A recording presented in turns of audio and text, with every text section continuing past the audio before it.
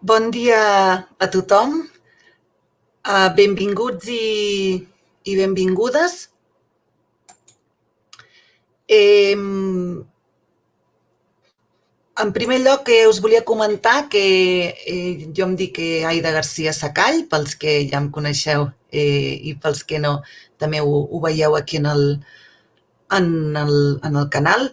I avui us hem convidat i us heu connectat en aquesta xerrada que té per títol L'educació és per tots i totes en temps de Covid.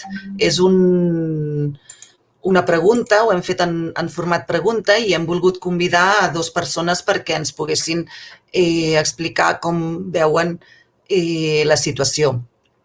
Si us sembla, doncs, just ara són 2:15, passen 3 minuts de 2:15. Us explicaré una mica com hem plantejat el funcionament d'aquesta xerrada i dir-vos que pels que us acabeu de connectar, que si voleu tornar a recuperar doncs, les aportacions i les reflexions que anem fent, estem gravant aquesta xerrada i la podreu trobar en el nostre canal de YouTube de la CUP. Així que tot el que es vagi aportant ho podrem recuperar després en el canal. D'acord? Si us sembla, doncs, us explico una mica quin serà el funcionament i així també donem temps que la xerrada començava ara a 2:15, però suposo que, com ens passa a tots i a totes, ens anem connectant i anem trobant els enllaços i anem introduint-nos en aquest món digital que cada cop estem utilitzant més en temps de pandèmia. I, si us sembla, us explico el funcionament que hem pensat de fer en la xerrada. Hem convidat el Joan Cuevas i el David Caño, que tot seguit us els presentaré, i pensàvem que ells ens poguessin fer una exposició del que ara us comentaré durant uns 15-20 minuts i després tots i totes les que esteu pendents de les seves reflexions i de la informació que ens puguin aportar. Si voleu fer preguntes, doncs ells les podran contestar. Sabeu que des de la CUP el tema de l'educació és un dels temes que més hem estat treballant des que existim i des de l'Ajuntament, i així el que pensàvem que una xerrada on poguéssim abordar aquest tema seria del tot adequada i tenia moltes ganes de poder aprofundir en diversos aspectes. Així que, per començar, tal com us he dit, hem titulat la xerrada L'educació és per a tots i totes en temps de Covid, en format pregunta, perquè volem afrontar preguntes com podem fer front a la bretxa digital. No sabem ben bé, no sabem, sí que tenim alguns indicis de com anirà tot plegat i pensem que sí que serà així, però volem saber si incrementarà la segregació escolar en temps de Covid i també quina és la situació del professorat arran de les mesures que està portant a terme el departament. Així que aquesta xerrada tindria un doble objectiu o un triple o un quadriple objectiu de, sobretot, parlar de temes de segregació escolar i bretxa digital, però segur que el Joan i el David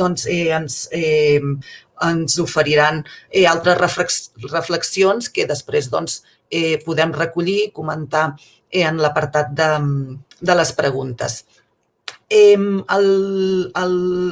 tot cas, passo a presentar els convidats. El Joan Cuevas és el cap de projectes de la Fundació Bofill i hem pensat convidar a la Fundació Jaume Bofill per parlar sobre la segregació escolar a Catalunya i concretament a Valls. El Joan anteriorment també ha participat a l'Ajuntament de Sabadell i a la Fundació Pere Tarrés, treballant en temes de polítiques públiques, i també és l'autor del llibre Transformar des de la política, com impulsar polítiques transformadores. La Fundació ha fet una trajectòria d'estudis a Catalunya que ens ha permès veure una radiografia de com està la situació escolar en temes de segregació escolar. La segregació la podem definir com la concentració d'alumnat amb desavantatges, ja sigui per vulnerabilitats socioeconòmiques o per raó d'origen, distribuïdes de manera desigual pels diferents centres educatius d'un mateix municipi. En el nostre cas, doncs, Valls. La segregació escolar és un dels problemes més greus del sistema educatiu. Catalunya és un dels països amb més segregació escolar de la Unió Europea i en els últims 5 anys els nivells gairebé no han baixat i, com ara comentaré, en el cas de Valls ha incrementat. Volíem doncs, que el Joan vingués avui o estigués aquí avui perquè la Fundació Jaume Bofill va elaborar un estudi l'any 2011 anomenat Projecte d'Escolaritat i Convivència de la Ciutat de Valls. Aquest estudi el va realitzar a petició del propi Ajuntament de Valls i en aquest estudi es recomanaven una sèrie de mesures d'èxit que algunes va implementar, com l'augment de les necessitats educatives especials a les escoles, però d'altres van quedar en l'oblit. I en tot cas, tampoc mai sabrem com ha anat tot això perquè no hem pogut seguir analitzant aquest indicador. Es va invisibilitzar i no vàrem ser capaces de calendaritzar uns indicadors mesurables que ens portessin a reduir aquest índex. I uns anys després, aquest any 2020, la mateixa Fundació Bofill ha elaborat l'informe sobre l'evolució, l'estat i l'evolució de la segregació escolar a Catalunya del 2020 i més concretament amb la pregunta de vols saber quin índex de segregació escolar té el teu municipi? I aquí queda recollida la situació de Valls. Així doncs, aquest informe, per posar-nos una mica en situació, exposa dades del curs 2018 i 2019 i parla d'un nivell de segregació molt alt, per sobre del 30% a primària i per sobre del 20% a secundària, i a Valls estaríem situats a primària en un 32% i a secundària en un 25%. Per tant, no només tenim un índex de segregació molt alt, sinó que en aquests últims 5 anys ha empitjorat, no? Teníem com a referència l'estudi que el 2011 va fer la Fundació Bofill en el cas de Valls, però tot i això, tot i aplicar alguna mesura, doncs no ens n'estem en sortint. Durant l'última dècada també s'han publicat multitud d'estudis alertant d'aquesta situació, d'aquesta amenaça, però no s'estan aplicant les mesures suficients. I l'absència d'una resposta efectiva enfront a la segregació escolar ens porta a la situació que tenim preocupant avui en dia i a més amb l'augment de l'atur i la precarietat. En temps de Covid pensem que s'ha provocat una greu crisi sanitària i això ha desembocat en una crisi social i econòmica. 12 anys després de la crisi financera del 2008, de la qual encara no ens hem recuperat, el món s'enfronta a una nova emergència que podria ser encara més intensa que la seva predecessora. El futur és molt incert i pensem que és un dels temes que hem d'abordar. Sabeu que la CUP volem intervenir, sobretot volem intervenir en política municipal i, per tant, pensem que els ajuntaments, encara que se'ns digui que les competències en educació són poques, perquè moltes vegades ens passa, des dels ajuntaments podem intervenir directament i impulsar polítiques per actuar i fer front a aquestes diverses qüestions educatives. I en temps de pandèmia pensem que no ens en podem rentar les mans i no posar l'excusa que és el departament qui ho ha de liderar. Per tant, per tot això que acabo d'exposar, hem pensat que el Joan Cuevas ens pugui fer una pinzellada o una reflexió basant-se, suposo que en aquests estudis i aquestes dades, de com està aquesta situació de segregació escolar i quina és la intervenció que es pot fer des dels municipis i com podem actuar. Al Joan li hem fet aquesta demanda, que comentava que després de que ara presento el David i després així ja pot començar el Joan aquests 15-20 minuts en l'exposició i així jo ja em retiro i els deixo amb ells. Pel que fa al David Caño, que també el veieu aquí en pantalla, també volíem saber com ho veia tot plegat. El David Caño és membre del Secretariat Nacional de l'Eustec i col·labora amb la CUP i ha participat en el grup d'educació de la CUP. També és membre del grup de política educativa de l'Eustec i ha elaborat recentment un document molt interessant sobre el teletreball docent. El títol del document és Teletreball docent 2020, una mala experiència. L'hem convidat perquè ens interessava que pogués aportar el seu discurs de com s'està gestionant la pandèmia pel que fa al professorat, quines conseqüències tindrà aquesta gestió de la bretxa digital i com el departament està actuant i com ell veu les mesures que s'han anat plantejant des del 12 de març, quan es va decidir tancar les escoles, i com ho va veure llavors i com ho estava veient ara. Volem que ens aporti el seu punt de vista des del sindicat majoritari en educació i des de la diversitat que sabem que també hi ha en el sindicat. Justament la setmana passada, el que comentava, es va treure aquest estudi i ens agradaria saber com ho veu. Quan a l'anomenada bretxa digital, m'agradaria fer en un minutet fer un apunt, perquè és una qüestió que des de la CUP de Valls hem estat treballant per intervenir i facilitar les condicions adequades perquè es pugui garantir el dret a l'educació a l'alumnat que no compta amb dispositius i connectivitat a la seva llar. Com que la nostra intervenció és en l'àmbit municipal, pensem que des de l'Ajuntament es va actuar tard i es va abordar malament aquest aspecte. Es va fer tard perquè no hi va haver cap intent de coordinació ni implicació fins ben entrat el confinament i creiem que es va fer malament perquè la dotació del conveni amb el Departament d'Ensenyament dels 11.000 euros amb 44 tauletes i 10 connectivitats no soluciona res d'aquesta situació. S'han donat casos de duplicitat d'equips informàtics per manca de coordinació i s'hagués pogut actuar en el retard de distribució dels equipaments informàtics del departament, però com sempre esperem directius del departament i no actuem a nivell municipal. Bé, pensem que, tal com ja he dit, pel que fa a la segregació escolar, aquests darrers mesos s'ha evidenciat i agreujat molt les dificultats socials que pateix la nostra societat, així com les deficiències i mancances de serveis tan bàsics i obligatoris com és el sistema educatiu. La bretxa digital socioeconòmica impedeix el desenvolupament òptim de la formació de l'alumnat. El curs 2020-21 es va iniciar amb poques directrius clares, o s'ha iniciat amb poques directrius clares pel professorat, amb plans elaborats durant l'estiu obsolets i amb reorganitzacions a correcuita. La improvisació i la falta de coherència ha impregnat totes i cadascuna de les decisions que s'han anat prenent des del departament i de les no decisions que s'haurien d'haver pres. Les docents ens hem assabentat pels mitjans de moltes absurditats i novetats del nostre dia a dia i creiem que també se'ns ha menystingut repetidament.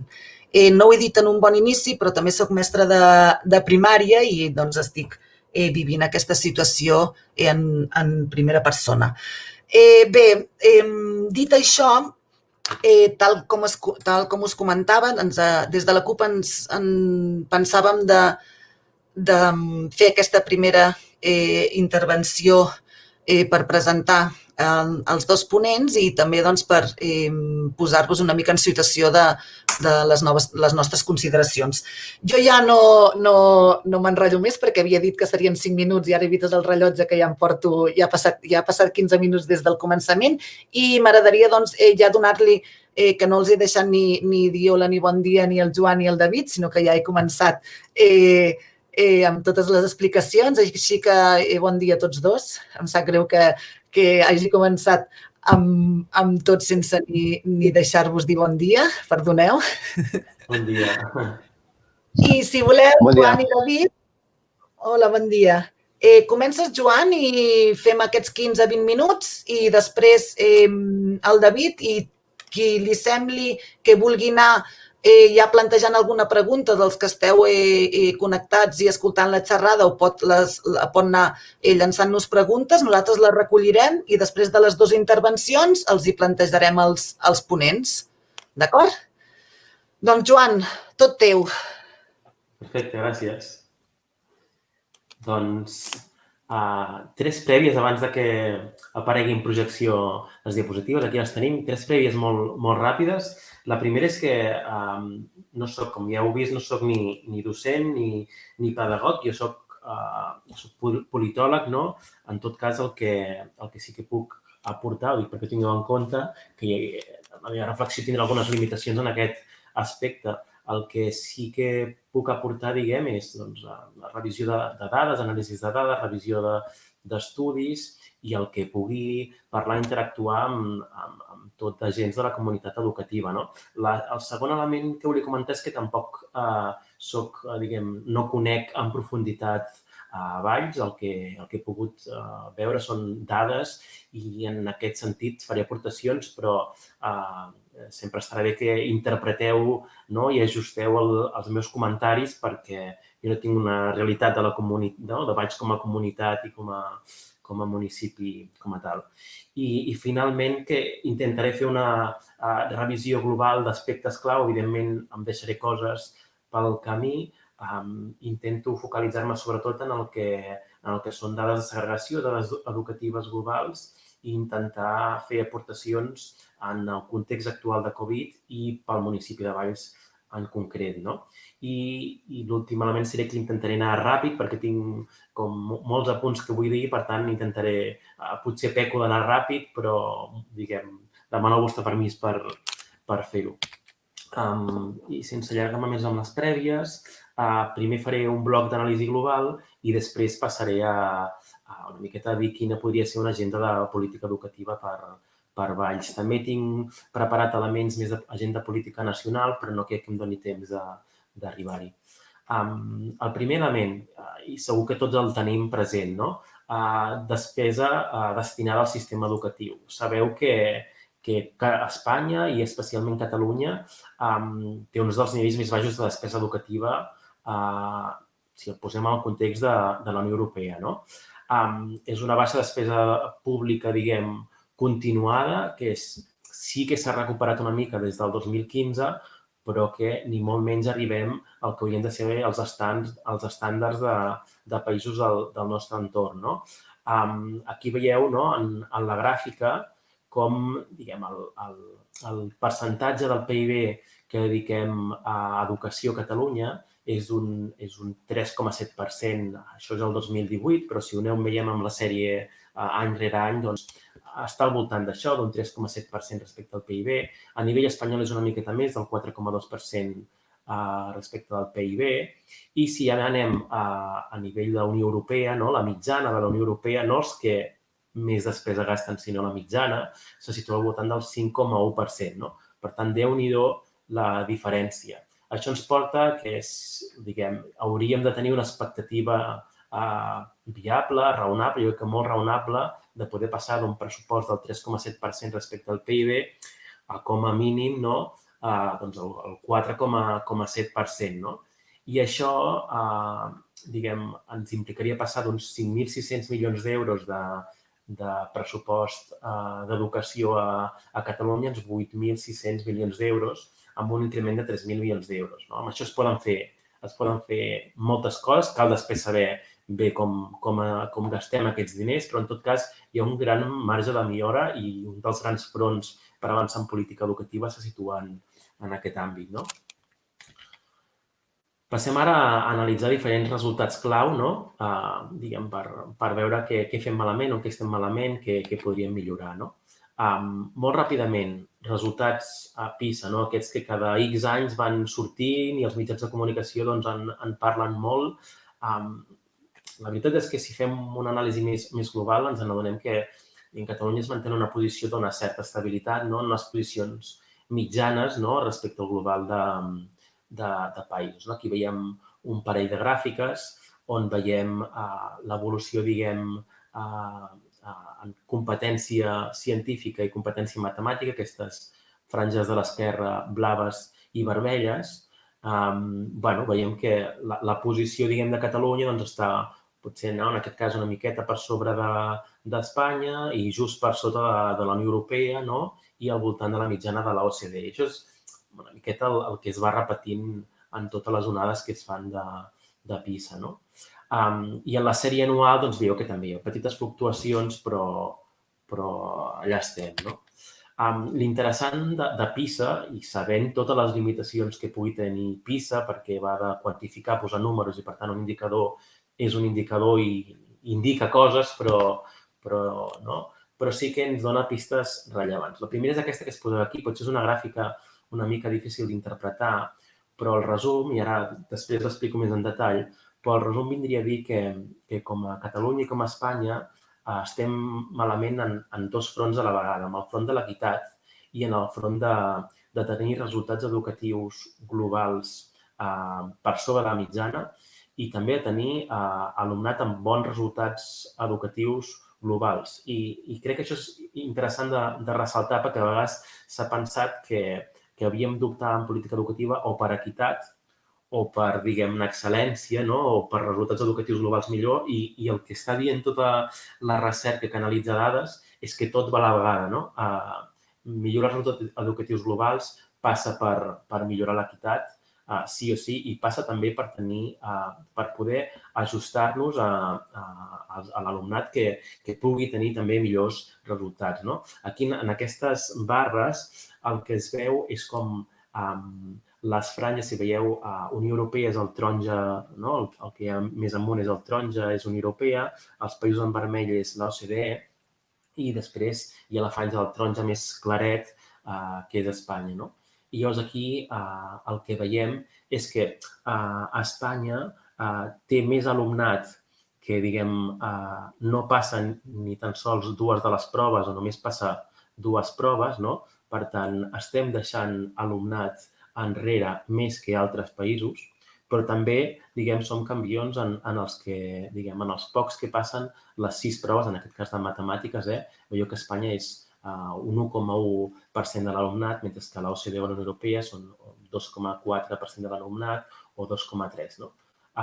Per tant, jo diria que el resum és el que molts altres estudis a nivell qualitatiu ja apunten del sistema educatiu a Catalunya i a Espanya, i és que és poc ajustat, és poc personalitzat, s'ajusta poc a les casuístiques de tot l'alumnat, no? És bastant rígid i aquí hem de fer molta feina. Hi ha un estudi molt interessant que vam publicar fa un parell o 3 d'anys de l'Aina Tarabini des de la Bofill que es diu L'escola no és per a tu, no? Crec que el títol és molt clar, és tothom que té casuístiques una miqueta diferents d'un estàndard, doncs al sistema educatiu nostre li costa molt ajustar-se.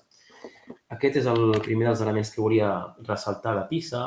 Un altre dels elements és que els factors socioeconòmics, determinen moltíssim els resultats educatius en el nostre país, no? I aquí, en aquesta gràfica, veiem el percentatge d'alumnat de baix rendiment en matemàtiques, no?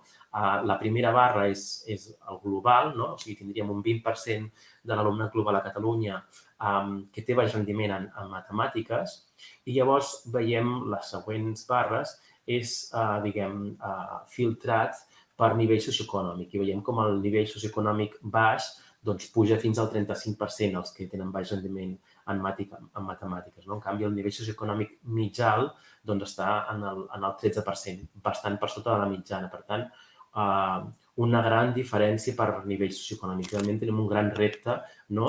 en què les condicions socioeconòmiques de l'alumnat no determini els seus aprenentatges, els seus resultats educatius. No?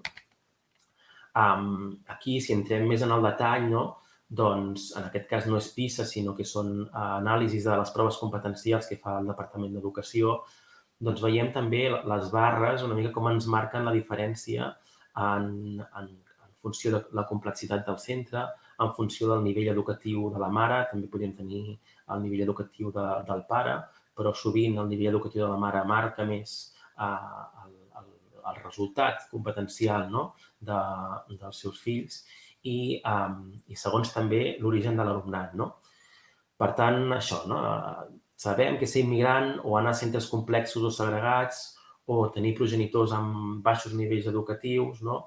Està afectant directament els resultats educatius d'infants i de joves. No? De fet, si anéssim més enllà d'això, cada vegada estan sortint més estudis que ens marquen com unes condicions d'educabilitat baixes o unes situacions de crisi, diguem, socioeconòmica que visqui una persona fan baixar abruptament la capacitat intel·lectual d'una persona. No? En els moments en què es pateixen crisis com poden ser pèrdua de l'habitatge, pèrdua d'una feina, o estar en una família que pateixi una d'aquestes situacions, no? Per tant, com les condicions socioeconòmiques estan determinant i no haurien de determinar perquè això no fa més que reproduir les desigualtats. No? Un altre dels temes molt rellevants, i segur que ja n'hem sortit a parlar o molts de vosaltres ho coneixeu de prop, és el tema de l'abandonament escolar. No? Espanya se situa de manera continuada, no? Al llarg de molts anys com el país de la Unió Europea amb més abandonament escolar. Després de la crisi econòmica iniciada en el 2008 va anar baixant una miqueta els nivells d'abandonament escolar a Espanya i a Catalunya. Veníem de nivells del 25%, vam anar baixant, vam aconseguir baixar del 20%, però ara estem tornant a repuntar cap amunt, no? Tornar-nos a apropar, vam baixar fins al 18% i ara tornem una vegada més cap amunt, arribant ja a prop del 20%. No? Aquest abandonament escolar no afecta igual a tothom. Si analitzem les dades, doncs repetidament ens donen una foto similar, que és que afecta més als nois que a les noies, afecta molt més a l'alumnat estranger que a l'alumnat nadiu, o afecta molt més a l'alumnat amb uns pares amb uns nivells d'estudis inferiors als obligatoris. No? En aquests casos és molt accentuada la diferència, és a dir, el 41% de l'alumnat que té pares amb nivell d'estudis inferiors als obligatoris, el 40% acaba fent abandonament escolar. No? I amb els que són de progenitors estrangers és un 42%. Per tant, Déu-n'hi-do el problema que tenim. I pensem que l'objectiu a nivell europeu és estar al 10% o per sota. Nosaltres estem al voltant del 20% una altra vegada. No? Un altre problema superrellevant és el de la gratuïtat real de l'educació. I aquí teniu en aquesta gràfica a l'esquerra aquestes 3 barres que fan referència a infantil i primària i a la dreta aquestes 3 barres que fan referència a la secundària i el codi de colors, diguem que és la franja blava, centres públics, el taronja, centres concertats i el gris ja serien centres privats no concertats. Sobretot pel que fa als de la xarxa pública, que serien els centres públics i concertats, doncs veiem que hi ha uns costos afegits, no? Per conceptes d'elements, diguem-ne, bastant que podríem considerar bàsics, no? Com estem parlant de despeses com material, llibres, instruments, material didàctic, excursions, colònies. Són elements que ara mateix no són gratuïts i porten fins i tot a que la xarxa purament pública hi hagi un sobrecost. Això són, diguem, barreres o barreres clares per famílies que tinguin problemes socioeconòmics, però no només és en si un problema de drets immediats, sinó que té un efecte molt important també amb la segregació. Les quotes acaben implicant una barrera que de vegades queda com a molt invisible, una barrera perquè determinats perfils d'alumnat no vagin a determinats centres. Això és molt clar amb centres concertats perquè hi ha més quotes i perquè segurament són més cares, però també ens trobem amb estudis d'equivalència que s'han fet sobretot a Barcelona, però en altres municipis, quotes en alguns centres públics realment elevades i que actuen clarament com a barrera per evitar que determinats perfils vulnerables vagin a determinats centres. Per tant, efectes no només directes sobre famílies i alumnats, sinó indirectes en termes de segregació escolar. I entro en el bloc de segregació escolar. Bé, ja s'han dit algunes dades, però Catalunya estaria situat entre els 10 països amb més segregació escolar de la Unió Europea. Aquí teniu aquest gràfic, la fletxa verda assenyala on estaria situada a Catalunya. En l'anàlisi de dades recents que hem fet, veiem que dels 122 municipis amb més de 10.000 habitants a Catalunya, 122 municipis, 75 tenen uns nivells de segregació escolar que considerem d'alts o de molt alts. Per tant, molt preocupant que tinguem tants municipis en aquest grup. Si ens fixem en baix, ja s'ha dit, però a primària està en un 32% en l'índex de dissimilitud. Aquest índex el que mesura és hipotèticament quant alumnat hauríem de canviar perquè estigués repartit de manera equilibrada, 32%. Nosaltres considerem que a partir d'un 30% en amunt és preocupant, no? Sí que és veritat, però, que en els últims 5 anys hi ha hagut una millora de 9 punts percentuals, però continuem per sobre del 30%. I a secundària podríem pensar que estem millor, però nosaltres a secundària situem el llistó més alt, diguem-ne. Nosaltres a secundària diem que un 25%, que és on es troba a Valls, nosaltres considerem que ja és una situació de segregació elevada, perquè a partir del 20% en amunt considerem que és alta o molt alta segregació. I a més, amb el repunt que en els últims 5 anys a secundària a Valls han pitjorat 6 punts percentuals. Per tant, aquí no només estem en una situació d'alta segregació, sinó que anem a pitjor i, per tant, cal fer coses perquè no continuï empitjorant. Ràpidament, aquesta gràfica, que potser és una mica complicada d'explicar, intentaré resumir. Bàsicament, aquí és que els anàlisis de resultats educatius ens diuen que quan un alumne vulnerable, quan l'alumnat desavantatjat va a un centre divers, que seria la situació blava de dalt, ho faré del revés. Quan un alumne vulnerable va a una escola vulnerable, i això vol dir que la majoria de l'alumnat és vulnerable, el seu resultat equivalent, el seu resultat educatiu als 15 anys és com si hagués anat 3 anys menys en un centre educatiu respecte a la mitjana. Per tant, té un desavantatge, té uns resultats educatius equivalents a no haver anat durant 3 anys a l'escola. És, per tant, a mi m'agrada posar aquesta dada perquè el tema de la segregació escolar no només és un fet moralment reprovable, que tinguem centres amb molta pobresa o amb molta migració i centres que no siguin així, sinó que té repercussions molt fortes en els resultats educatius globals, però especialment en la població vulnerable. Aquí teniu les altres dades. Quan va a escoles considerades per aquest estudi mitjanes, guanya respecte a aquests 3 anys de perjudici, guanya 1,15 anys més, i si va a una escola diversa té 2,5 anys més d'escolarització, amb equivalència.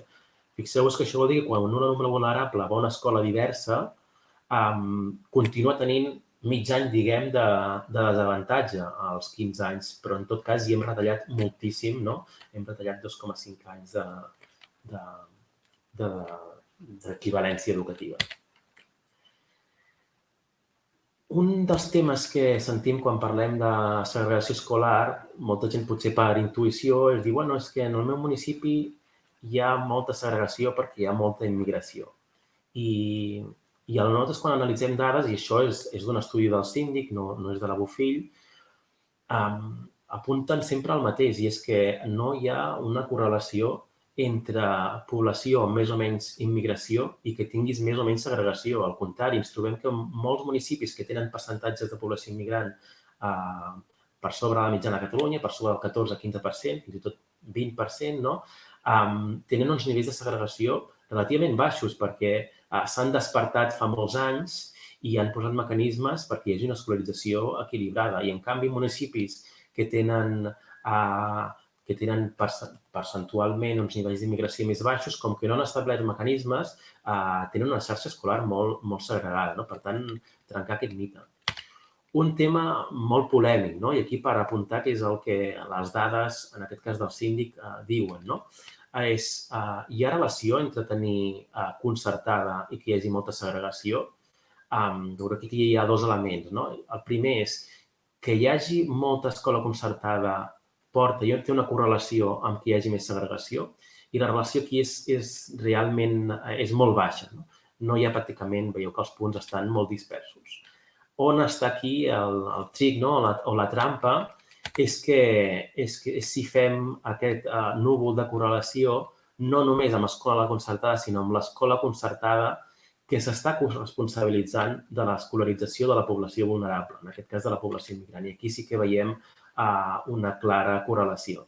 És a dir, als municipis on hi ha escola concertada que no es corresponsabilitza de l'escolarització de la població vulnerable, on hi ha aquesta concertada que no es corresponsabilitza, hi ha molta més segregació escolar.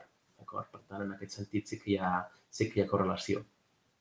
Respecte a l'altre, també dir que ja trobem, de fet, un grup rellevant de municipis de Catalunya que té 100% d'escola pública, que té fins i tot baixos nivells d'immigració i que té alts nivells de segregació escolar. Per tant, també trencar una miqueta aquests mites. Aquí només apuntar que, en tot cas, un altre tema a parlar és com decidim políticament i democràticament de quin tipus de proveïdors està dotat la nostra xarxa educativa. I és cert que a Catalunya, i en aquest cas a Espanya, que és el que surt en el mapa, hi ha una presència important d'escola concertada, que estem ancorats cap a una de les bandes. Hi ha pocs països que tinguin més escola concertada que nosaltres. I en tot cas, això és una cosa que ens hem de plantejar perquè, a més, amb mecanismes de rendició de comptes, de com es paga, de com s'estructura aquesta relació entre departament i proveïdors concertats, doncs que francament és altament millorable. Polítiques desagregadores. Tenim, és a dir, com ho fem per reduir la segregació escolar? Tenim un ampli ventall de mecanismes. Sabem que el paper de lideratge fort de l'Ajuntament marca molt la diferència. Aquest és un document que tenim que es diu Propostes polítiques per reduir la segregació escolar, que segurament algun de vosaltres heu fullejat. Hi ha diferents polítiques que ja sabem que s'han experimentat, que hi ha molta evidència clara de que ajuden a reduir la segregació escolar. Aquí us n'apunto aquestes 7 pel municipi de Valls, i posant algunes dades. El primer, ja ho heu comentat, de fet, amb la introducció, la planificació ajustada de l'oferta. El que ens trobem és que quan hi ha massa oferta, més que les que es necessita, tendim a tenir una matrícula molt polaritzada, en gran part perquè sabem que la població vulnerable a l'hora d'escollir prioritza proximitat i la població no vulnerable, les famílies no vulnerables, descarten alguns centres educatius per diferents raons, per rumorologia, perquè saben de la composició d'algun centre. Per tant, hem d'ajustar bé l'oferta de places. Ja ho he comentat, per tant, això ho teniu controlat i crec que està molt bé que ho perseguiu. El segon element, fer una bona detecció de la població vulnerable, el que es diuen tècnicament NSSB i NSC a P3 i a primer d'ESO i sempre just abans de començar els cursos, perquè si ja tenim l'alumnat matriculat de manera no equilibrada, doncs és molt difícil després de trencar-ho. Així, mirant dades globals del Síndic de Greuges, doncs sembla que Valls ho està començant a fer bé a P3. Caldria veure exactament els procediments i si aquest 19,4% de l'alumnat identificat com a vulnerable a P3 realment s'està fent abans de començar el curs, però d'entrada les dades semblen donar algunes pistes bones. No passa el mateix a primer d'ESO, on aquest percentatge s'hauria de millorar, que està en el 6,1%. Doncs aquí diem, com a mínim hauríem d'estar a un 10-15% i idealment al voltant del 20%. Distribució de la matrícula viva. Sembla que Valls té poca matrícula viva, però que hauria de veure en detall com s'està distribuint aquesta matrícula viva. Orientació i informació en perspectiva clarament segregadora per les famílies. És clau tenir bons serveis d'orientació i informació perquè trenquen estereotips, trenquen rumorologies. Repassar bé les descripcions que hi ha entre els centres de primària i centres de secundària perquè tendeixen de vegades a reproduir segregació. Cobertura real de la gratuïtat educativa. El Pacte contra la Segregació Escolar ja apunta que això s'ha de cobrir, veurem si el departament ho fa, però el que sí que estem veient és molts municipis que surten a trencar aquestes barreres que hi ha en alguns centres educatius i això té efectes molt positius per reduir la segregació escolar. I, finalment, polítiques de recursos dirigits als centres amb més concentració. I això va de donar recursos econòmics o de personal addicionals o programes específics, mesures de segregadores excepcionals als centres que comencen a tenir més concentració d'alumnat vulnerable. Cal protegir-los de matrícula viva, bloquejar ràtios d'hora abans de l'inici del curs, situar màxims de NS per aula, i també garantir que hi hagi un lideratge i un projecte educatiu vibrant i potent. Aquesta seria una mica la llista de grans mesures. Com afecta la crisi de la Covid-19? Bé, en resum, jo diria, per no allargar-me més, està incrementant la població vulnerable, està incrementant les situacions crítiques que viu aquesta pròpia població vulnerable, amb pèrdua d'habitatges, tensió per limitacions laborals i d'ingressos, pitjors condicions de salut.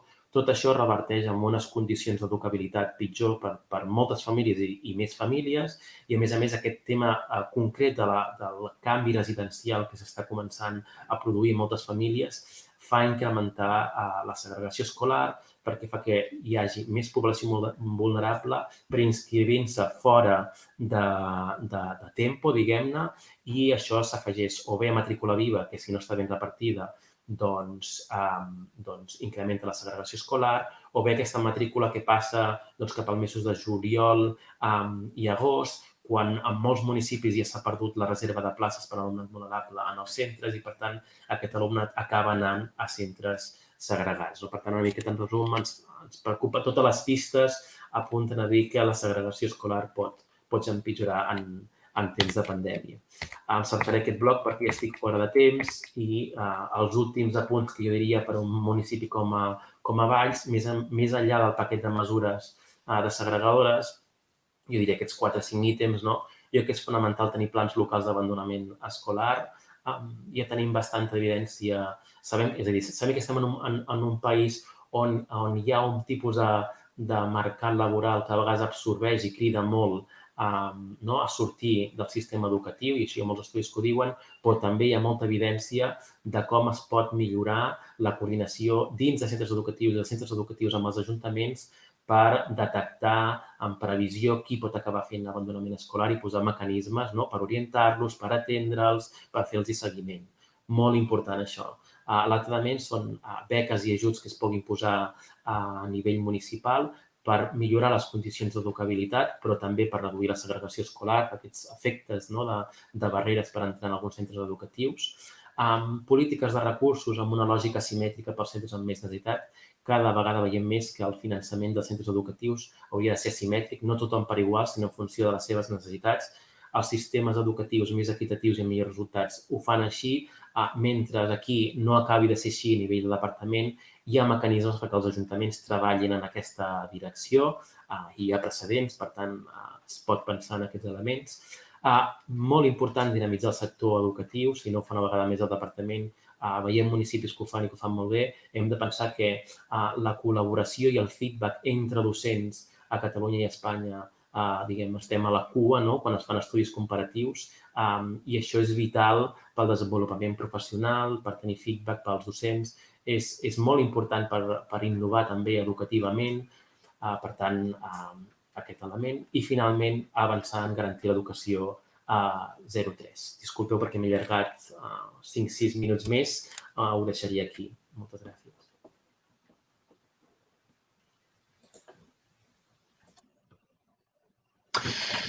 Joan, gràcies. Molt interessant.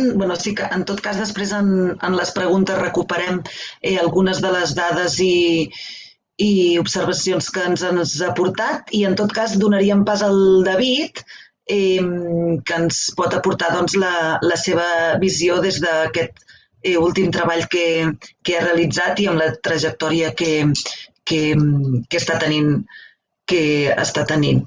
Llavors, si us sembla, li donem pas al David. Hola, David, aquí. Molt bé. Doncs, David, 15-20 minutets, també? Gràcies. Perfecte. Doncs, bon dia. Jo, a l'hora d'abordar la pregunta que ens havíeu fet, en primer lloc volia també començar amb una prèvia que és molt coincident amb la del company anterior, que és això, apuntar aquest infrafinançament endèmic que té el sistema educatiu català, que evidentment condiciona com nosaltres podem abordar una situació de crisi o de pandèmia com la que ens trobem ara. El company parlava d'unes dades que crec que ell la situava al voltant del 3,7% d'inversió del PIB. nosaltres les disminuïm al 2,9% d'inversió del PIB. Ja sabeu que la LEC determina que el que hauria d'estar per llei invertit en educació és un 6% i van situar un 6% en el moment de creació de la LEC perquè era la mitjana de la Unió Europea. No? Llavors, en aquest sentit, ens trobem que enguany hem començat el curs amb 8.300 docents menys de servei que el que teníem a 2010.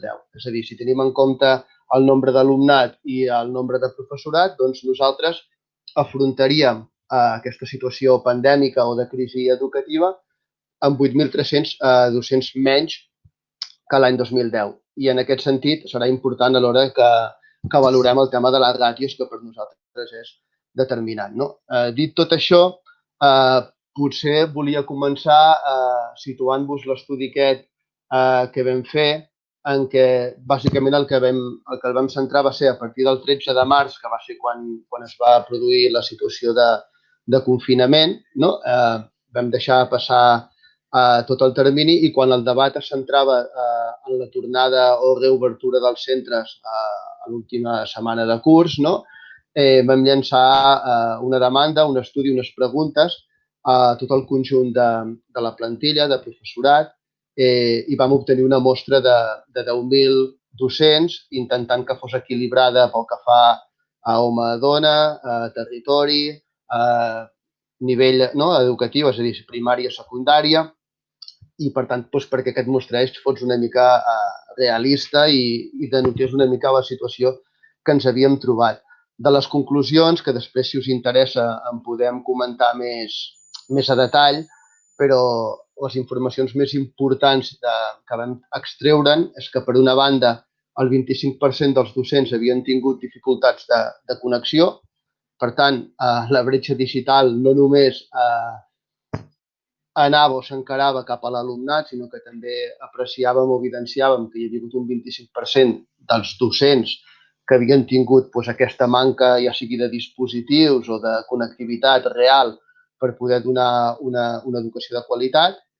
I després aquestes xifres, quan ja les portàvem a l'alumnat, doncs el que s'apreciava és que gairebé en tota la totalitat hi havien hagut desconnexions. És a dir, que la majoria de docents assumien o acceptaven que havien perdut algun tipus d'alumnat o del seu alumnat fruit d'aquesta educació telemàtica, podríem dir-li. No?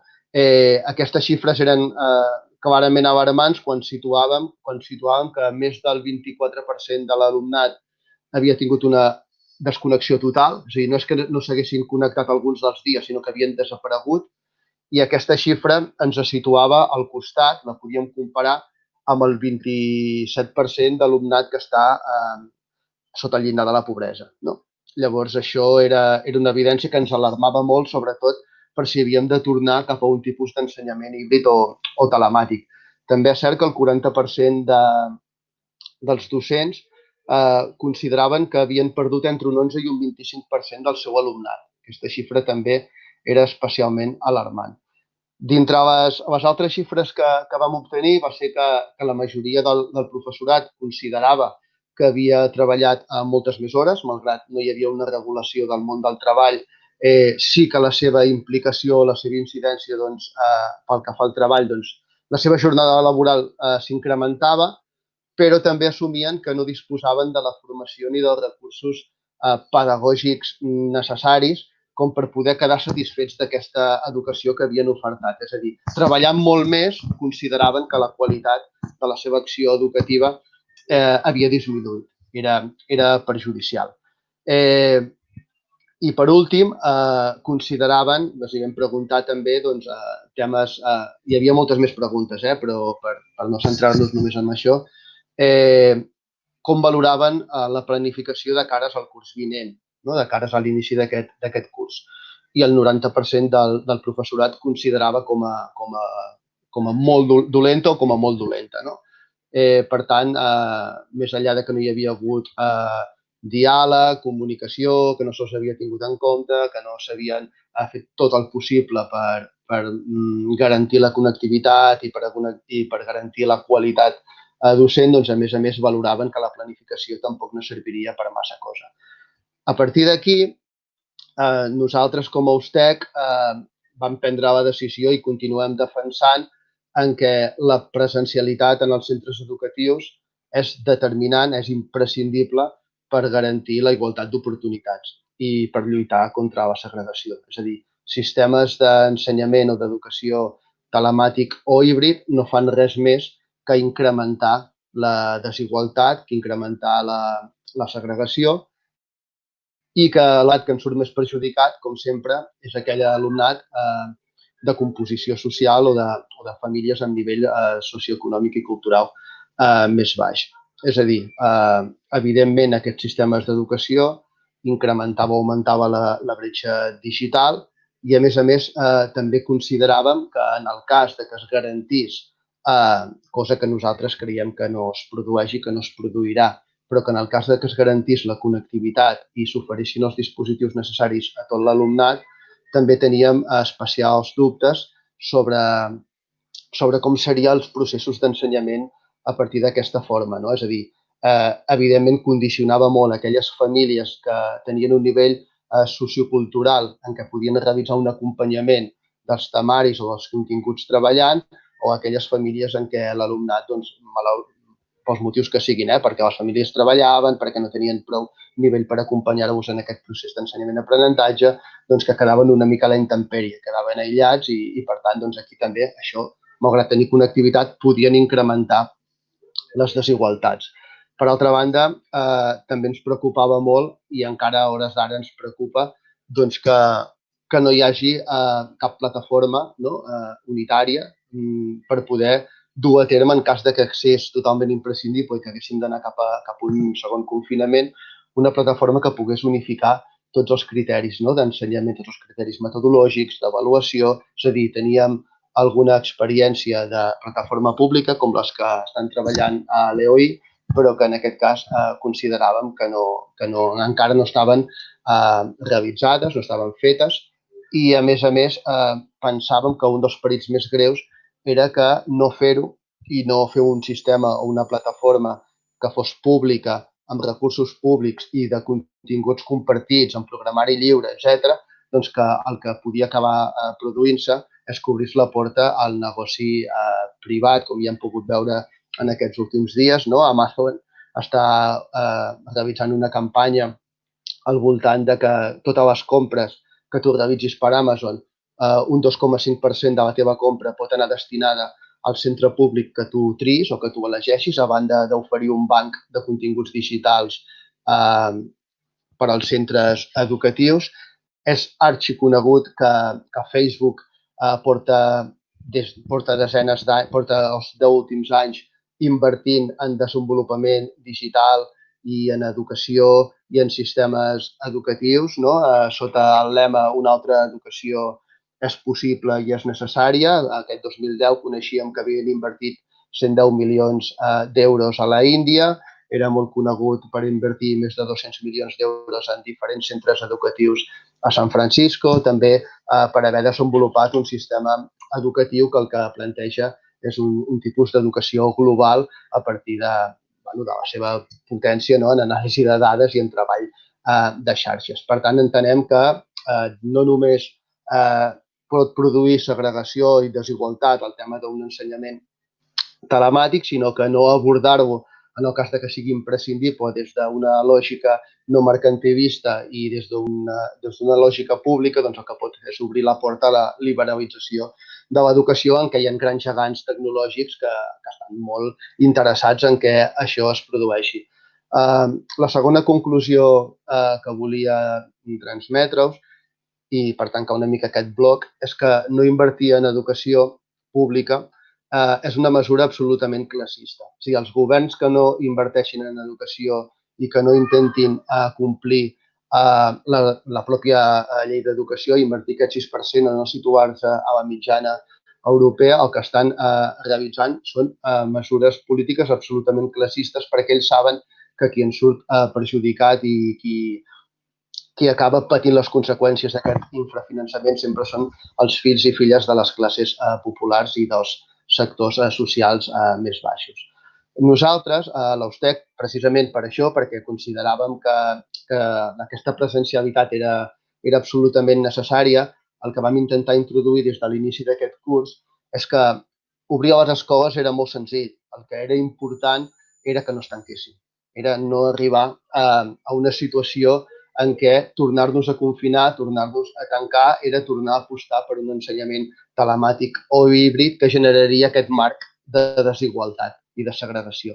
Per això nosaltres vam plantejar una sèrie de mesures que passaven per una mesura que nosaltres consideràvem imprescindible, que era la disminució de ràtios. Per 3 motius. El primer motiu, perquè garantia la distància social, que tant s'havia dit que s'havia de fer i que seria tan eficaç per a la lluita contra la pandèmia. De fet, en algunes intervencions del conseller d'Educació d'abans de l'agost, doncs ell també plantejava aquesta mesura de disminució de ràtios. Però no només això, sinó que també enteníem que era una oportunitat per avançar cap a una educació de més qualitat. Nosaltres estem plenament convençuts que la mesura estrella per lluitar contra la segregació escolar i per augmentar la qualitat de l'educació i abordar el fracàs escolar és la disminució de les ràtios. A ràtio més baixa, millors resultats. Hi ha molts estudis que ho demostren.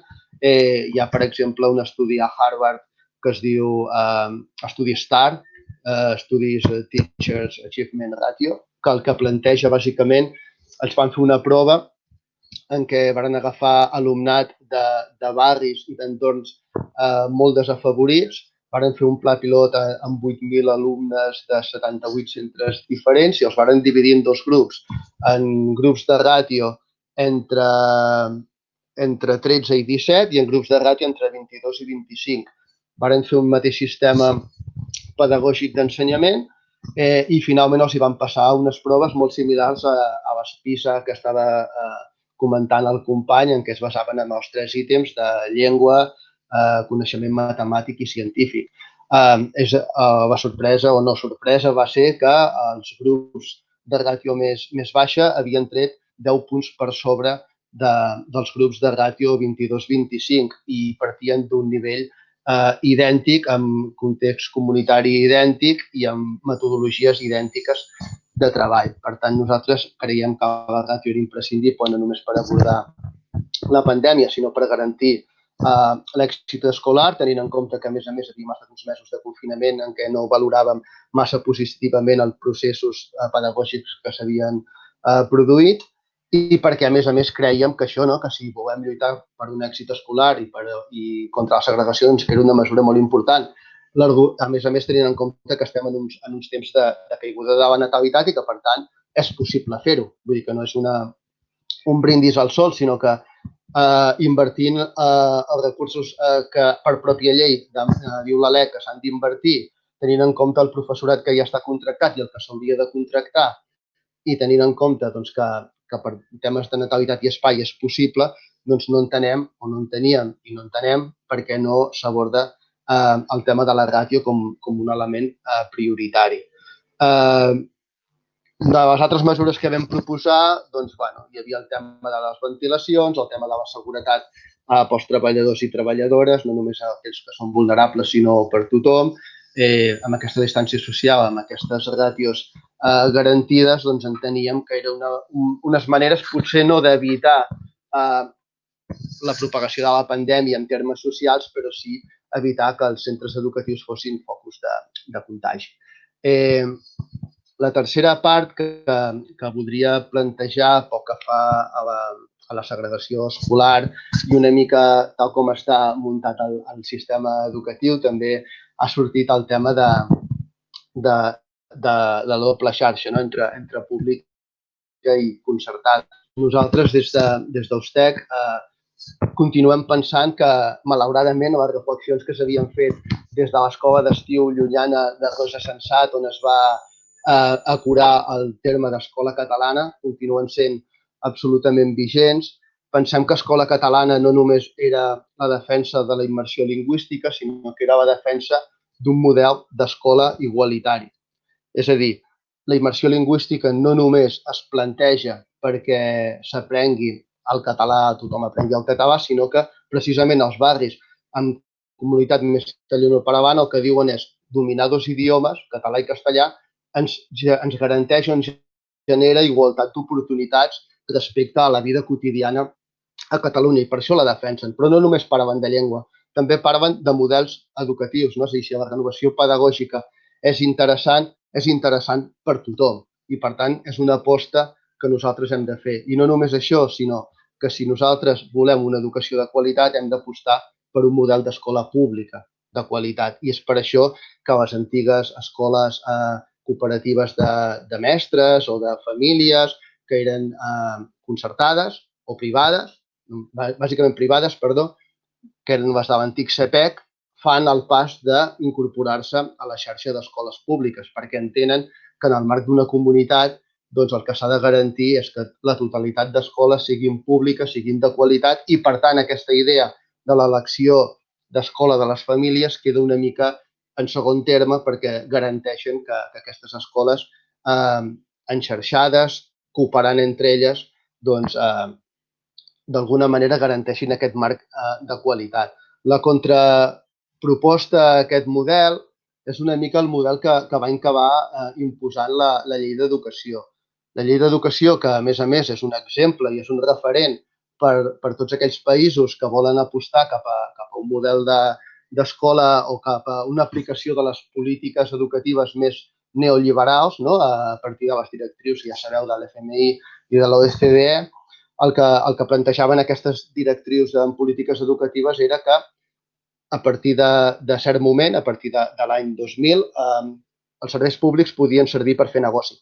És a dir, fins llavors s'entenia que els serveis públics donaven un servei públic igualitari per tothom, però des d'aquell moment es diu per què no podem entrar i fer negoci també amb els serveis públics, i plantegen dos elements de negoci, o directament entrar a gestionar equipaments públics des d'empreses privades, això ja podem analitzar-ho, no? Amb la gestió d'escoles bressol o de centres cívics, etc.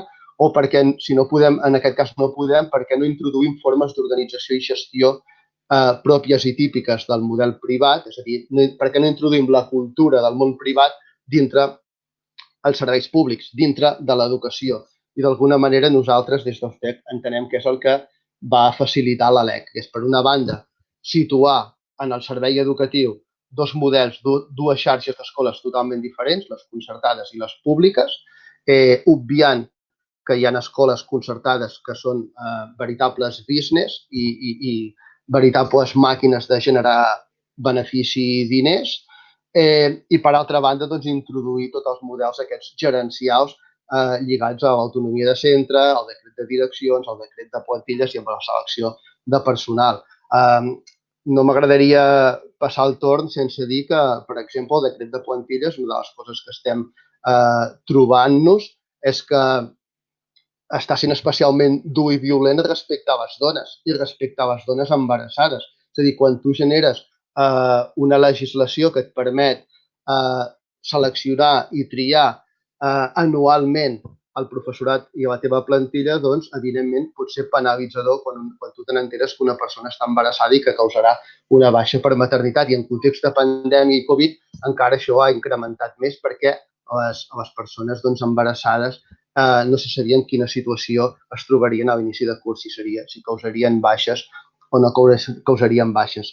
En aquest sentit, el que vull dir és que per nosaltres la manera de lluitar contra la segregació escolar i per garantir una educació per tothom i de qualitat hauria de passar, en primer lloc, per la presencialitat, en segon lloc, per teixir una xarxa de centres i d'escoles públiques de qualitat, finançades tal com es toca, tal com es mereix. Llavors també podem entrar a valorar i analitzar els resultats dels PISA, però només a nivell de pinzellada voldria dir que és especialment greu que ens comparin a països que tenen el doble o el triple de finançament en educació que nosaltres. No? Si nosaltres tinguéssim aquests doble o triple nivell de finançament, segurament podríem fer miracles en la nostra educació. Per tant, una xarxa d'escoles públiques ben finançades, però també arrelades al territori, a la seva comunitat, al municipi, que cooperin i no competeixin,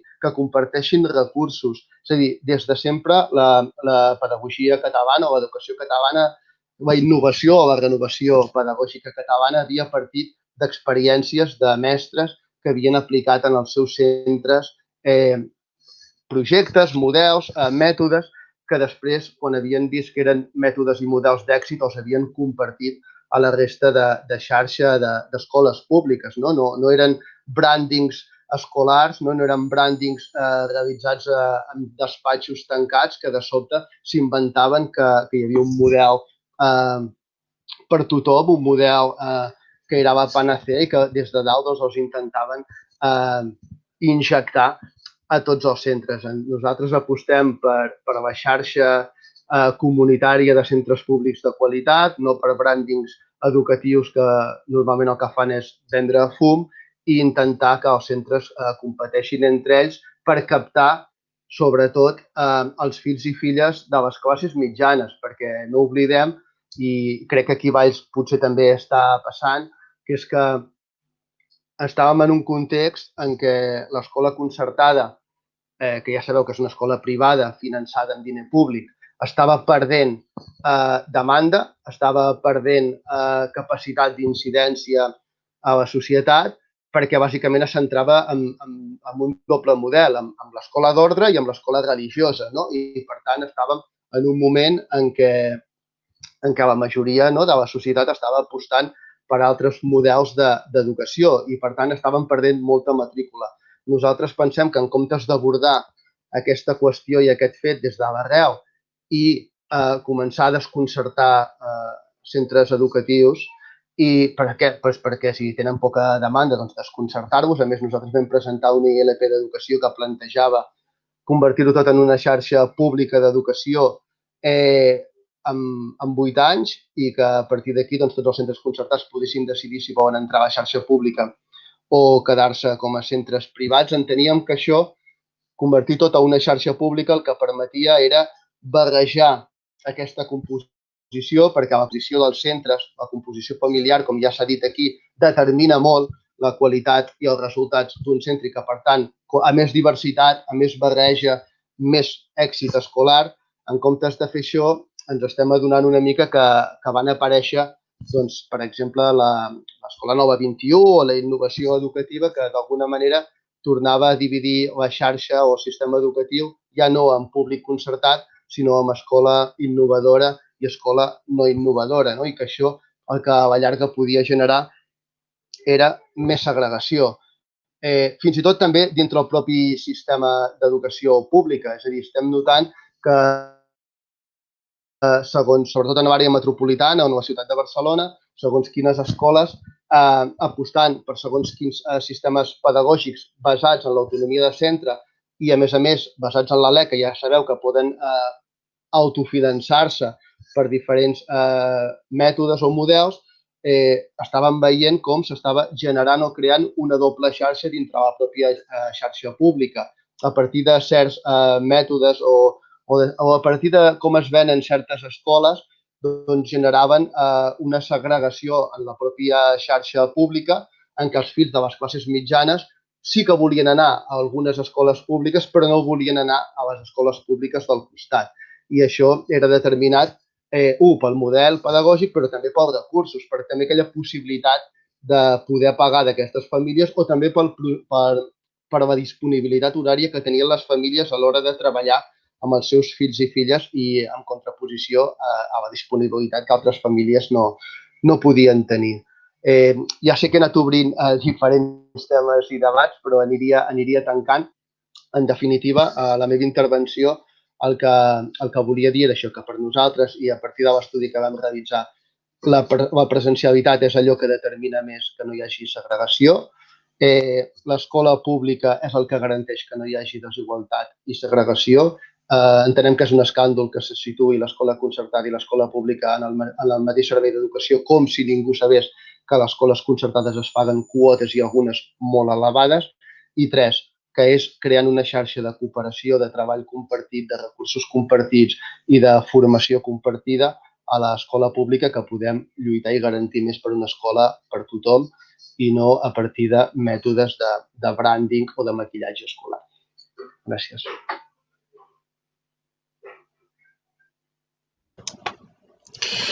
Gràcies, David.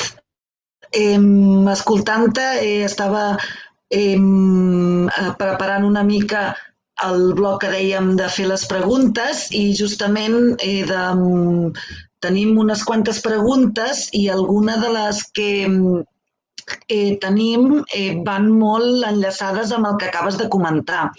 Penso, personalment, també com a docent, que de l'últim bloc de la teva intervenció, del doble model de la xarxa d'escola que tenim en aquest país, del doble model de xarxa d'escola pública i de xarxa d'escola concertada, és un dels mals endèmics que pateix l'educació en aquest país, a part de la no inversió en educació, que heu comentat tots dos, tant Joan com que ha comentat el Joan abans i també has comentat ara David, i hi havia una de les preguntes que anava molt enllaçada en això, que jo crec que tu li has donat una mica de resposta ara al final, i no sé si el Joan també li vol donar una mica de resposta, que era, us la llegeixo, que diu: hi ha moltes que pensem que un dels mals endèmics de la situació de segregació escolar és la doble xarxa educativa que tenim en aquest país. Aquí a Valls, per aterrar una mica el que ens heu estat comentant vosaltres a nivell de país, des d'aquest curs comptem amb un inspector per les escoles públiques i una inspectora per les escoles concertades. És la inspectora de les escoles concertades la que presideix les comissions de garanties de matriculació del municipi. Així doncs, que la situació està sent una mica complicada i penso i pensem que si volem afrontar de cara al repte de la segregació, tal com amb tots els greuges que pateix l'alumnat amb situacions socioeconòmiques desfavorables, i si partim d'aquesta realitat que existeix aquí a Valls, jo crec que o comencem a posar sobre la taula l'existència d'aquesta doble xarxa, tal com comentava el David, o què penseu o quina altra sortida tenim en tot això, no? Perquè el greuge que està patint la pública enfront en la concertada, en els temes de segregació escolar, està sent força important, i aquí a Valls la situació ara és aquesta. Us plantejo si, en tot cas, l'altra pregunta, dues preguntes, perquè així, com que al començament, pels que us heu connectat més tard, plantejàvem estar una horeta i mitja connectats, portem ja 1 hora i 15 minuts, perquè és molt interessant tot el que ens estan aportant tant el Joan com el David, però sí que ens agradaria almenys poder abordar aquest parell de preguntes, que seran en 2 minutets cadascú, i a veure si algú dels que esteu connectats i ens esteu escoltant també voleu fer alguna qüestió que els hi podem plantejar als ponents. I nosaltres hem estat, també des de la CUP i jo mateixa hem estat recollint tot el que ens esteu aportant, i també en un altre moment i en un altre mitjà, i que tinguem més temps, també abordarem i farem les nostres reflexions amb tota la informació que ens esteu aportant. L'altra pregunta, us faig les dues juntes, perquè així, si voleu, les podeu contestar les dues seguides. També em sembla, David, que ho has abordat també en la teva intervenció, que una de les preguntes que ens han fet també és que hi ha moltes veus que consideren que el model escolar s'ha anat cada vegada més cap al concepte de que totes les escoles públiques són bones, i per tant aquesta tria de centres no té sentit.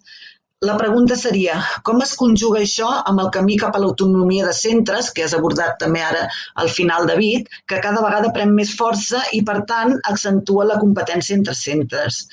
Jo crec que aquí a Valls la competència entre centres no existeix com a competició jo soc docent d'un dels centres públics d'aquí a Valls, no? I crec que els centres públics d'aquí a Valls estem força ben avinguts i que anem força a la una. El que passa que sí que potser en les famílies que han de fer l'elecció de centres sí que poden distingir en si aquesta és d'una manera o l'altra és d'una altra. I jo considero que totes les escoles públiques són de qualitat, com us he dit al començament de la xerrada, i m'agradaria veure què en penseu vosaltres d'aquestes dues qüestions. La primera, més enllaçada al doble model que tenim i lluitar per la no segregació de l'alumnat amb aquest doble model, i la segona doncs, en com vetllar perquè la pública doncs, sigui tota de qualitat i no hi hagi doncs, aquestes escoles que potser poden estar més de moda o menys de moda, per dir-ho d'una manera, no? Per dir-ho d'una manera així més planera. No sé si el David, que ara ha acabat, vol començar el Joan. Serien un parell de minutets per qüestió, perquè ja falten 12 minuts per la 1 i ho volíem acabar a la 1. I si hi ha alguna altra consulta la fem ràpidament al final de tot, però ja us dic que molt interessant tot el que ens esteu aportant. Gràcies. Molt bé, intento respondre superràpid, sintètic. Una mica també amb les diapositives que jo us passava també responia una mica, però és aquest element de... Jo, des de l'anàlisi que jo he fet, el que puc dir és la presència de la concertada com a tal només incrementa la segregació. Diguem, hi he posat dades, no. El problema són els centres que no es corresponsabilitzen a escolaritzar alumnat vulnerable. I el tema és que entre aquests centres que no es corresponsabilitzen tendeix a haver, sobretot, escoles concertades, però també hi ha escoles públiques. Per tant, jo ho dic perquè ens podríem trobar amb que no tinguéssim escola concertada, però llavors continuaríem tenint segregació escolar perquè cal posar altres mecanismes, no? Altre element és si, com a país, volem tenir una xarxa com la que tenim amb tanta presència de la concertada. En tot cas, aquí seria decidir, poder decidir democràticament sobre això, sabent també quina planificació pressupostària hem de tenir per poder fer-ho possible. I això seria un altre gran tema, a poder abordar amb serenor, diguem. Aquí també està pel mig el tema de la gratuïtat educativa, que també comentava, és a dir, mentre no hi hagi una gratuïtat efectiva, ho he comentat, materials didàctics, excursions, colònies, això continua actuant com a mecanisme també de segregació, una vegada més, diguem-ne, sobretot ho podem veure en escoles concertades, però també en molts centres públics. I el tema de la inspecció que comentàveu em sembla estrany, diguem-ne, jo diria que no he vist mai que sigui així en les parts que jo conec. No sé què més dir-vos, és estrany que hi hagi aquesta segregació, diguem-ne, de la inspecció. En tot cas, el que és molt important és desplegar els mecanismes que alguns de vosaltres ja els heu comentat i fer aquella llista de mecanismes fonamentals per poder tenir sota control el tema de la segregació. I sobretot és important amb la segregació no parar. El que veiem és que no hi ha una gran política que t'asseguri això, sinó que has d'anar constantment perseguint i posant mesures perquè la reducció de la segregació escolar sigui possible de manera sostinguda. Sobre el tema de l'autonomia, clar, aquí potser poso una mica, diguem-ne, vaig una mica a temes més de fonaments, però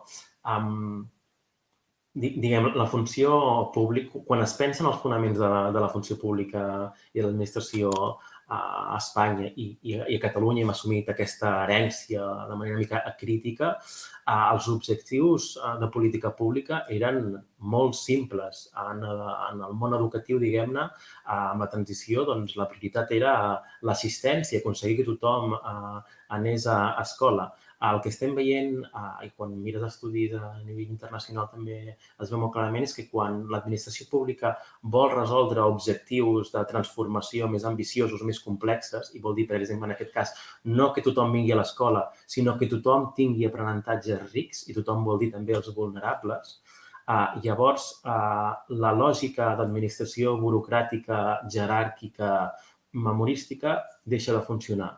Aquest model d'administració que vol procedimentar en accés sense fixar-se en quins són els objectius, deixa de funcionar. Aquí l'amenaça que tenim, i el David ho apuntava, és que la solució sigui opcions de mercat i privatització. Però hem de saber trobar un altre moment i quan, diguem, anem a veure administracions que estan tenint objectius transformadors i que ho estan aconseguint, com poden ser, no sé, Dinamarca, els països nòrdics, amb això s'ha avançat molt, no? Tenen administracions públiques molt més horitzontals, on una de les claus és empoderar molt a les unitats de treball, empoderar molt a qui està treballant amb el problema en si, i en el món educatiu vol dir cedir molt de poder o bé als centres educatius, o bé als districtes educatius, o bé als municipis. I això passa per treure càrrega procedimental, que tenim una càrrega procedimental bestial, i posar objectius de transformació concrets, no? I jo crec que el que ha de ser a tota l'aposta per l'autonomia de centre ha de passar per aquí. I això vol dir que hi ha d'haver un departament que doni recursos asimètrics, que entengui quin tipus de problemes han diferents centres i posi recursos de més, no només de professorat, sinó potser també d'altres perfils professionals, més recursos econòmics quan toqui, o que pugui tenir programes específics per donar resposta a necessitats que puguin tenir tots aquests centres, o tenir una política de desenvolupament professional ambiciosa, real, que no la tenim, no? O escoltar quins són els problemes. Un tema fonamental és que tinguem un departament que escolti quins són els problemes i que va reajustant-se per donar resposta als problemes dels centres, dels docents i de l'alumnat, no? Jo crec que aquesta és la clau per poder tenir una xarxa amb centres equivalents. I no crec que sigui, diguem, el model burocràtic, del qual també jo crec que hem d'escapar. Gràcies, Joan. David, si vols fer alguna reflexió entorn d'aquestes dues qüestions. Sí, unes quantes coses. Sí. La primera, recordar que el model d'escola concertada es crea en un moment en què es creu que no hi ha suficient oferta pública i que, per tant, com que crear edificis, ampliar la plantilla pública es considerava que no es podia per una via pressupostària, es va començar a apostar per aquest model concertat. En aquests moments, aquesta idea està totalment trencada i el que ens situen és que el Servei d'Educació de Catalunya, tant li fa a l'escola, la xarxa concertada, a la pública, la situen al mateix nivell, com si fossin el mateix, com si s'haguessin creat en el mateix moment. I això no és cert, però és que, a més, el Joan comentava, per una banda, que la concertada potser no generava segregació o desigualtat, però, per l'altra banda, parlava de gratuïtat. I això és gairebé un oxímoron. O sigui, parlar de concertada i gratuïtat és una contradicció. Tothom sap que és impossible anar a una escola concertada i no pagar quotes, i que existeixen les quotes a l'escola concertada per molt que se li diguin donacions via fundació. Llavors, però el primer lloc és això, situar que aquesta xarxa concertada, com també ha dit el Joan ja en les seves gràfiques, és una anomalia a nivell europeu. Els índexs de xarxa concertada a Catalunya són gegants i, per tant, doncs això és un problema, i no abordar-ho amb tota la seva complexitat és fer un flac favor a la lluita contra la segregació. Nosaltres, precisament, Ustec-Estès, no vam signar el pacte contra la segregació precisament per aquest motiu, per dos motius molt clars. El primer, enteníem que era un refinançament de l'escola concertada, és a dir, que l'escola concertada generant desigualtat se li donava l'eina per poder dir que es corresponsabilitzava precisament. Però sabeu, aquesta corresponsabilització de l'escola concertada ve remunerada. És a dir, les escoles concertades que reben alumnat desfavorit o que està des de serveis socials marcat una mica des d'aquest desafavoriment, quan s'escolaritzen en una escola concertada reben el triple de diners que un alumne en condicions desafavorides que s'escolaritza a l'escola pública. I l'escola concertada ho accepta, aquest alumnat, perquè ve acompanyada d'una sobredotació econòmica. I això no és corresponsabilitzar-se en la lluita contra la segregació o la desigualtat. Això és refinançar-se, és a dir, rebre petits índexs d'alumnat que no condicionaran el seu funcionament general i, a canvi, rebren diners de l'administració pública. Això era una neteja de cara de l'escola concertada, que, lligada a l'elecció de centre, no era una lluita contra la segregació, sinó al contrari, augmentaria la segregació i la desigualtat. I per això Ustec no el vam signar i crec que FAPAC tampoc no el va signar. Després, i voldria una mica acabar també a la segona pregunta, ja sabeu que l'oferta educativa premia el model d'escola concertada. És a dir, quan jo també estic a la comissió de matriculació i de garanties del Consorci de Barcelona, i quan tu analitzes els índexs de natalitat i el conjunt de l'alumnat que s'haurà d'inscriure al curs vinent i per tant has de definir els grups de P3, per exemple, no es pot tancar preventivament cap oferta a cap escola concertada. O sigui, les escoles concertades tenen dret a ofertar el nombre de grups de P3 que vulguin. No n'hi pots tancar. Si l'any anterior n'ha ofertat 4, vull dir, oferten 3 perquè hi haurà menys alumnat a escolaritzar. No es pot fer. Poden ofertar el 4. En canvi, a la pública sí. I això és el que ens trobem moltes vegades, que quan analitzen els índexs d'alumnat que s'haurà d'inscriure pel curs que ve, es diu, considerem que amb l'oferta educativa que nosaltres fem, com que igualen la concertada amb la pública, tanquem un grup d'escola pública. Per què? Deixem que les famílies triïn i si no arriben als 15% als 15 alumnes a matricular en aquell curs o escola concertada, traiem-li el concert en aquell grup. No tanquem preventivament un grup d'escola pública. I és més, si, per exemple, una escola pública no té prou demanda en el moment en què es fa la preinscripció escolar, evidentment el que fa el municipi o en el cas de Barcelona el Consorci d'Educació és tancar un grup. Però si això li passa a una escola concertada, no li treu el concert en data de preinscripció, li treu quan comença el curs. És a dir, li dona oportunitat fins al setembre d'acabar d'omplir aquell grup per no desconcertar-li. Això torna a generar un altre moment de desigualtat o si les normes del joc no són les mateixes per una escola concertada que per una escola pública a nivell de preinscripció i d'oferta educativa.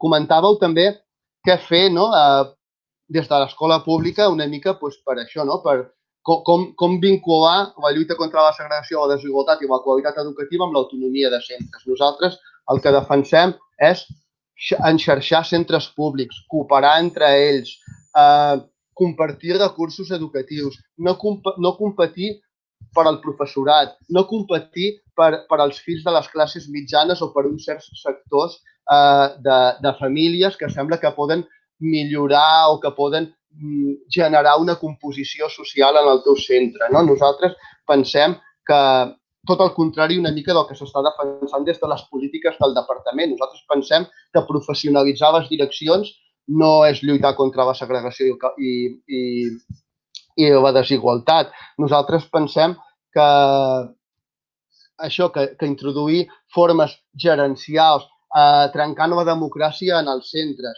és a dir, perdent la democràcia, el poder de decisió col·lectiu i compartit dels centres educatius, dels claustres, dels consells escolars, com està passant a hores d'ara, que estem perdent la democràcia entre centres i estan convertint les direccions en gerents professionals. Això, a part que és contradictori amb els valors dels que estem ensenyant al nostre alumnat, no genera lluita contra la desigualtat i la segregació, no ens fa escoles més fortes. El que ens fa escoles més fortes és generar xarxes de cooperació, de treball conjunt, de recolzament mutu. I, per últim, i volia acabar, abans el Joan m'ha semblat molt interessant. Nosaltres estem una mica, ja sabeu, també amb aquestes avaluacions externes, PISA, una mica en contra. No acabem de considerar que siguin molt significatives, però ja que les anem a analitzar, també m'agradaria fer una reflexió al voltant d'això. Fa uns anys, Catalunya i l'estat espanyol, amb aquesta curvatura d'alumnat que deia el Joan, de resultats més baixos, no estàvem per sota de la mitjana europea. On estàvem molt per sota de la mitjana europea era en la curvatura de l'èxit, dels resultats per dalt. Llavors, el que es va fer o el que el sistema educatiu ha generat és un model en què intentava premiar els centres educatius que ells consideren que poden afavorir o augmentar aquest nombre de resultats per sobre, encara que això suposés o signifiqués que la curvatura dels resultats baixos decaigués una mica, perquè teníem marge. El que ha acabat passant en aquests moments és que hem caigut amb la curvatura de baix i no hem augmentat amb la curvatura de dalt. És a dir, que encara s'ha incrementat més aquesta desigualtat sistèmica entre el sistema educatiu. I això com s'ha produït?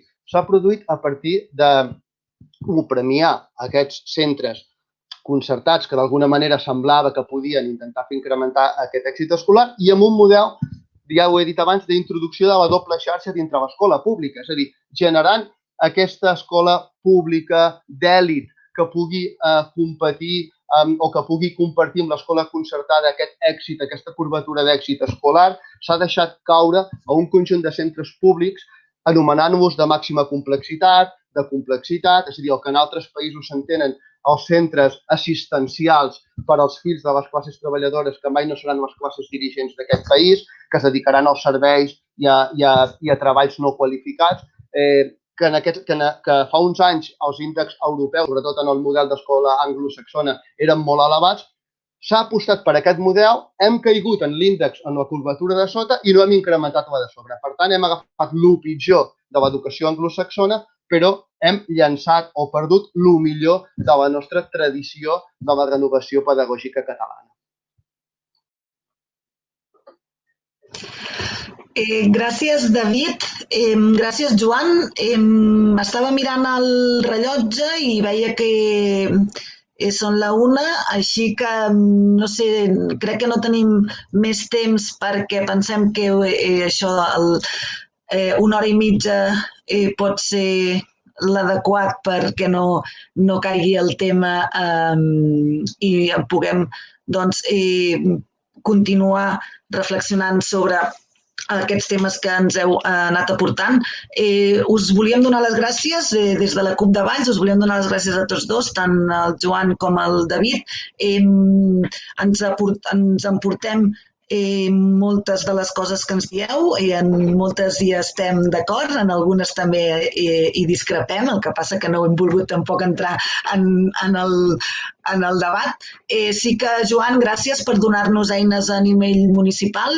Pensem que moltes de les eines que ens has pogut aportar, com el pla de l'abandonament escolar o polítiques de recursos amb una lògica simètrica, ens poden ser molt útils per poder-ho abordar municipalment, perquè pensem que sempre ens diuen l'excusa de que les competències municipals en educació són molt minses i no hi podem actuar des dels ajuntaments, i en canvi avui ens has pogut donar eines de com es pot abordar el tema de la segregació a nivell municipal. Per tant, moltíssimes gràcies.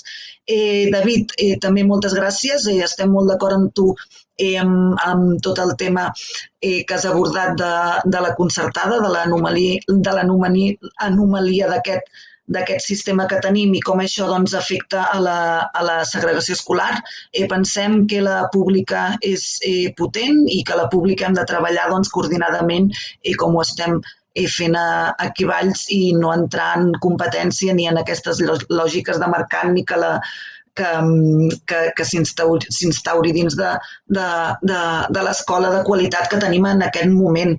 A Valls haurem d'estar amatents de cara al curs vinent, pel que comentaves dels grups que es poden ofertar a les escoles, perquè per la baixa natalitat és possible que les places ofertades no siguin les mateixes que aquest curs escolar, i haurem de veure què passa amb la concertada i què passa amb la pública, que per nosaltres és l'èxit és on donem la qualitat del sistema educatiu. Llavors, moltes gràcies a tots dos.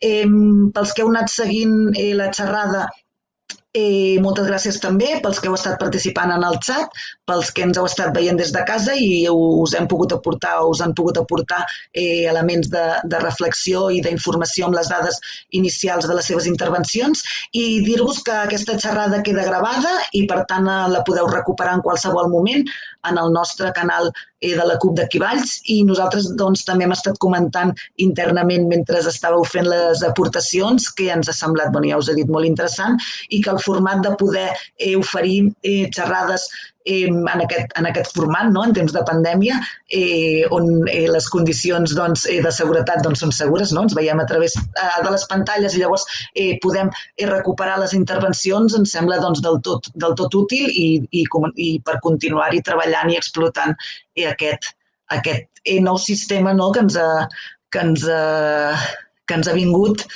i que podem utilitzar per per créixer i continuar lluitant pel que nosaltres pensem a nivell municipal. Així que no m'allargo més.